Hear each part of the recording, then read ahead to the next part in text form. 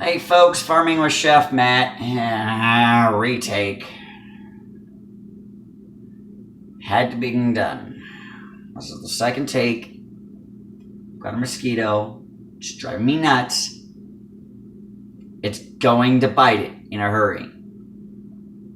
It's either a mosquito or an aphid. Or a gnat. One of the two. One of the three. But it's buzzing me, driving me nuts. And it ain't a fly. It's too small to be a fly. Alright. Distraction aside. He was just over there a minute ago. People have been asking me for a lot of years, what are some essential tools? Is it better to go with a gas-powered wood chipper? Is it better to go diesel, or is it better to go tractor-mounted? Okay, now, let me stop right here, okay? I'm going to stop this railroad track of questions. If you live on a piece of property that you can actually put to work a riding lawn tractor, screw the riding lawn tractor, upgrade to a subcompact tractor. Go with the four-wheel drive. Gotta have a four-wheel drive. They're very hard to come across in two-wheel drive because two-wheel drives are worthless. Now, when you're speccing it out, at least have the backhoe prep kit on it from the factory. Bare minimum, gotta have the backhoe prep kit or the backhoe prep kit. Also, have the front mount implement prep kit. Get the belly mower kit, the whole kit. Get yourself a belly mower. You'll thank me later on those subcompacts. I strongly recommend the quick park loaders. You can make do without them, but they're a pain. You need to have a front end loader. And here's the reason. Utility buckets, bush hogs. For front mount, your front mount bush hogs, they do make them in skid steer quick attach. People ask me, what's superior, skid steer quick attach or John Deere quick attach? Now, truth be told, you can get just about any implement in both SSQA and JDQA. If I say SSQA, I'm referring to skid steer quick attach. If I say JDQA, I'm referring to John Deere quick attach. Also, your economy tractors do not typically come with a quick attach on the loader. You've got to spec it out with that. You'll thank me later. Instead of having to pull 4 pins, risking losing the pins and the keeper nuts, having a quick attach loader in general is a lifesaver. If you can get it spec'd out with a SSQA, I highly recommend it. Skid steer attachments are far more available than SSQA, way more available than JDQA. In fact, you want to know my experience with JD versus Massey? I'll tell you right now. MF, great. JD, just don't. Okay? Massey Ferguson is a far superior brand to both John Deere and Kubota, especially at the price point. They're less expensive than John Deere and Kubota. You pay a lot for an orange or a green paint scheme. If you really want a Kubota, but you want a tractor that's better and you want to trick people, go to your Kubota dealer, get your Kubota orange, get your Kubota logos, and there you go. No, Massey is not anything related to a Kubota. But you can for darn sure trick a lot of people. And if you really want that orange Kubota paint, you can spray it on far cheaper. And then you can freaking buy it. Already on. That's both an analogy and a literal term. You gotta look past the coat of paint. There are so many gripes I have about both John Deere and Kubota. Massey Ferguson actually takes the best of both of those machines, plus the best of their own brand. Bam! Right here into a pile. Into one beautifully set up tractor. The quick park loader is a must. It really is on a subcompact tractor. If you're having difficulties justifying roughly triple the cost of a high quality rider mower, let me explain to you this. If you can find a riding lawn tractor that can do this, that a subcompact tractor can't already do, now let me explain to you this. I've got the actual documentation to back it up. On a Massey Ferguson GC 1723 and a GC 1725, the kit costs exactly the same for a belly mower. You want the 60-inch drive-over mower. Don't hassle with Kubota for mowing. It's worthless.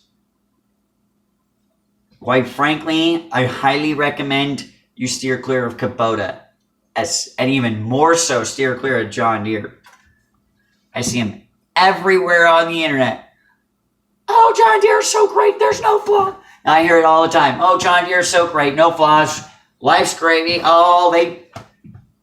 Let me tell you what, you got to find the sweet spots in the controls with your sweeps. You can't go right out to the corners or you lose a function automatically that fast on John Deere. Kubota, my number one gripe about Kubotas. Refer to Tractor Time with Tim with the BX versus, the Kubota versus John Deere subcompact comparison for a lot of this. What you will see coming up hopefully this spring, maybe this summer, maybe this fall. I really don't know the exact timeline. You're going to see some really awesome features of Massey Ferguson tractors. If you will tune in to Rathbone Sales YouTube channel, you may in the future see me appear on their page here and there with pointers and appreciation. I know more about tractors than I do about ovens. And quite frankly, I'm a chef. I should know more about ovens than I know about tractors. But you know what? I grew up running tractors way more often than I ran a freaking oven. It's just the fact of the matter. Now, one thing that is a must if you're out on acreage. Okay? Absolute must. If you're out on acreage, you need to get good quality rigging. You need to go with 100 grade chain for your rigging chains. You need to have grade 70 chain for transport. It's mainly because it's easily identified as transport chain from a good distance out. It's that it's kind of a mixture of zinc and brass that coats the steel chain. To identify it, it's literally just a paint layer to prevent rust and corrosion for your grade 70 chain. Automatically identifiable. You have what's called galvanized coating on your chain, on some of your chains. Those are typically your grade 43. There's a grade of chain out there that is widely not accepted by pretty much most industries. It's a gunmetal, it's literally gunmetal black, colored. steer clear of it. Now, typically what you're going to see with your grade 100 chain is it's a nice, beautiful looking chain. Same with the grade 70. Your grade 70 is transport. Your grade 100 is lift rigging. You also need to have synthetic rigging. Please refer to my buddy Jimmy right over there at To the Top Crane. Also, let's see here.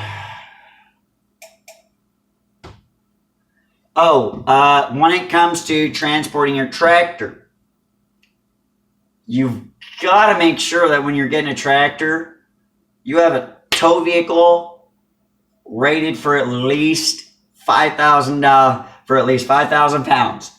I don't care what the salesman says. That's not just me saying that. 4 cops that inspected me agreed with me on this. And I didn't even tell them I had come up to the conclusion. It doesn't matter what a salesman sells you. At the end of the day, what's on your sticker, on your B pillar, right back here next to your left ass cheek, if you're in the northern hemisphere, if you're on the right and on the if you're on the other side of the hemisphere, your left, right back here on your left butt cheek in the northern hemisphere, back here on your right butt cheek on the southern hemisphere. My Australian friends out there are down there in the southern hemisphere. Okay. I got quite a few friends that, to escape the Australian extreme heats, they come up here in wintertime because they love snow. They're used to slimy, slick roads out there in the Australian bush. Yeah, maybe much colder and much more, maybe a little colder. Your joints don't want to work so well out in this frigid temperature we experience here in the snowy climate. A lot of Americans make the mistake of calling Canadians all Northerners. Well, to Canada, you got Southern Canadians and you got Northern Canadians, okay? You got Western Canadians and you got Eastern Canadians. Okay? Canada has 7 provinces. Now, in Alaska, it's a safe bet. That state, they all pretty much consider themselves one of 3 categories. North, Northerners, and let's see here. They pretty much refer to themselves as Northerners or North Polars. Pretty much one of the two. It's all about how far north you go. If you've hit the Aurora Borealis and haven't given up, haven't stopped driving for the last, continue driving for another few hours, you're officially what they call North Polars. Okay? North Polars, when you hit that certain ring that goes through a good chunk of North Alaska, they have 24 hours of daylight in the summer and 24 hours of daylight in the winter. You ain't never gonna know if it's night or day, except by the sun's positioning within the skyline in relation to the trade. Nightmares happen in North Pole, Alaska, when people from the continental United States, that'd be people like me, go up there. That's why I stay where I'm at. Now, many of you may be wondering what's with the shirt. I earned this in, let's see here, it was 2012. I was on the robotics team. As a team player, team member, Got it done. I'm a robot. 26th overall, second in the rookies, out of 52 overall, and out of about 26 rookies.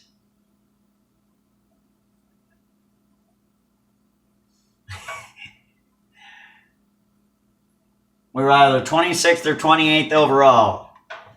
But we pushed it, and we pushed it good. But back on track here.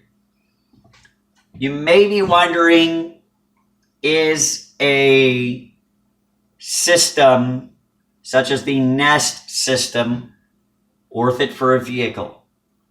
Well, I'm going to test that theory, and I'm also going to test Z-Wave technology and so on and so forth. I'm also going to have, mainly for YouTube purposes, but secondary purposes are going to be other purposes as well. I'm going to have a camera system on the tractor. It's just a waiting game, fellas. So I've got a little list of what I've already got in my kit right now. There's a few other things that can be that I'll acquire later, but that's a topic for another video in general to completely cover. But here's my list of implements. Well, here's my list of what's in my kit for my tractor, sitting there waiting for the money. So I got the GC 1723 EB.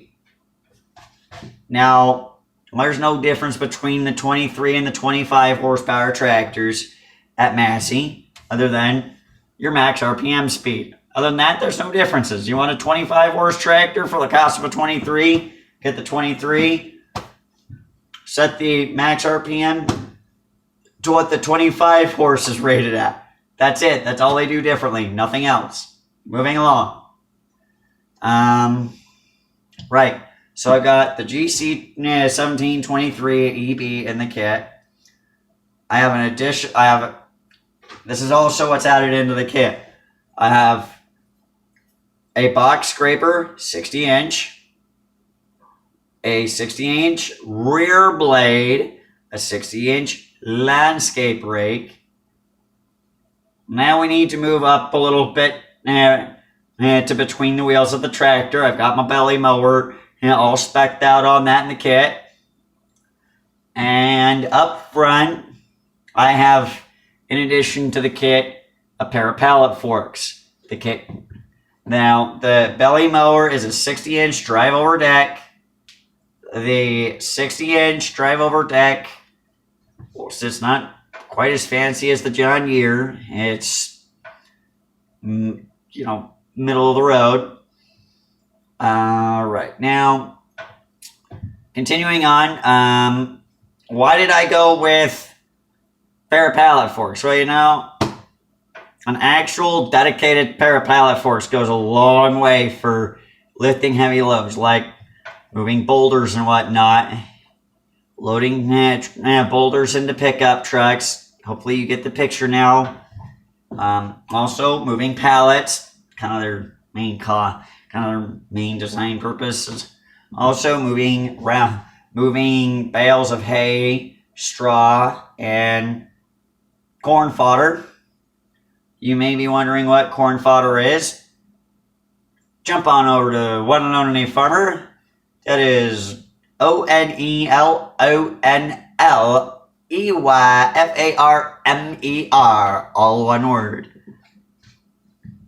He also has a second channel. It's called Ag Talk in the Raw. Continuing on. So here's another thing that I'm also doing behind the scenes as to preparing to launch my business. My insurance is, I'm working on getting the insurance lined up, working on the bonding, working on the licensing. Got 2 contracts written up, just waiting for the receipt of the tractor and a pickup truck and trailer. I've got a pickup truck type in mind, a trailer type in mind. I'd love to have Granddaddy's truck. That'll work out in the end, hopefully. So the trailer is going to be a home built trailer. It will be an 8-foot deck over, traveling axle, bumper pole. So it'll be an 8-foot wide deck over. It'll be, I'm aiming to go around 24 feet, maybe 30 feet. Not quite sure yet. I may do an extendable trailer that extends from 24 to 30. Don't know yet. Pondering that one into mind. Coming out, for a pickup truck, I'm looking for a first-gen Power Stroke, original body style. That's a square body. It's a square body Ford in general. It's got to have the actual 7.3 liter diesel in it. And not only that, it needs to be a manual truck. If you've got one that you're willing to hold on to solely for me, contact me at my email, matt.hammer20@gmail.com. I'm already considering buying a semi-truck for sleeping purposes from another of my buddies. Not going to say directly who. Don't want to spoil it for him or any of you. Let's see here. Thinking. I'm also at some point in time going to get a traveling axle Landau trailer, and I'm going to be outfitting that to have. I'm going to get rid of the hydraulic system in general and go with a wet line. I'll go with an air kit. I'll take and put a PTO powered air compressor on board because of the required additional air to operate the trailer. Yeah, the truck's got onboard air. Don't heckle me there. I know my trailers. I know trucks and trailers. Don't heckle me there. Now, you got to think about this because the deck tilts, the axles slide, the air suspension on the trailer, the air brakes, it all has a demand on the system.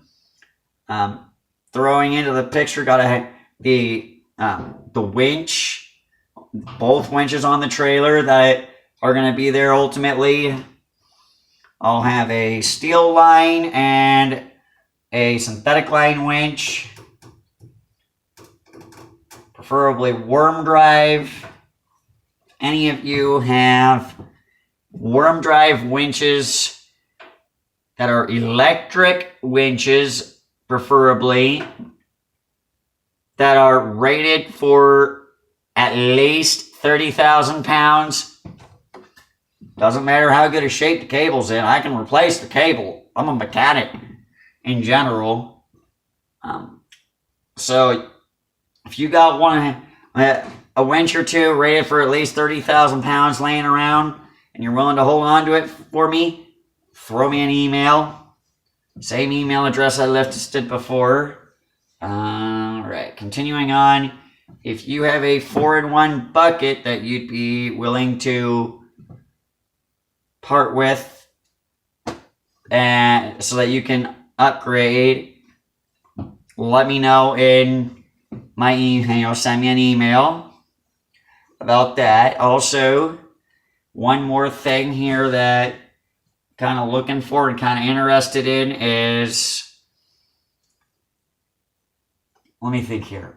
If you've got an actual Massey Ferguson backhoe attachment that's just plumb wore out, in need of a rebuild, I'm interested. If you're willing to sell it to me to be able to replace your old worn out rig, your old worn out backhoe attachment, I'm all game for that. Even though I'll already have a backhoe, it never hurts to have a spare for one, and for two, I got some pretty cool ideas in mind. Try levers and joysticks on the chair. Kind of one of the ideas I've been throwing around back and forth in the mind. I'm not sure how I'll pull it off, but hey, what's a little fabricating fun without failures and, well, without learning ways it does and does not work, you know? Also, if you have a generator air compressor welder combo, preferably made by either Lincoln or Miller, I'd take E-Sub. It's got to be diesel powered though, because everything I'm going to run is diesel powered, and that will pretty much be my primary fuel. Yes, I'm going to have some small engines and whatnot, but they're going to be running on 2-cycle gas that I'm going to get pre-mixed. So I prefer diesel. If you got one that's diesel and it's a generator air compressor welder combo of one of those 3 brands, throw me an email. I know what they go for brand new. Please do a little better than that. And keep into account it's going to have to be shipped to Eastern Washington area. I've got a neighbor that is willing to take packages for me, including freight. It'll definitely need to be you'll either need to have somebody with ramps or a lift gate deliver it, whatever is available and safe enough to do so with. Let me know. So let's see here.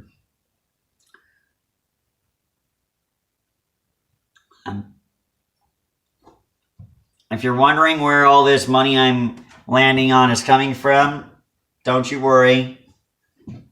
Don't you worry. It's none of your concern. Move it along. Also, I'd like to give a shout out to Harmless Farmer and to Twiler. I'd also like to give a shout out to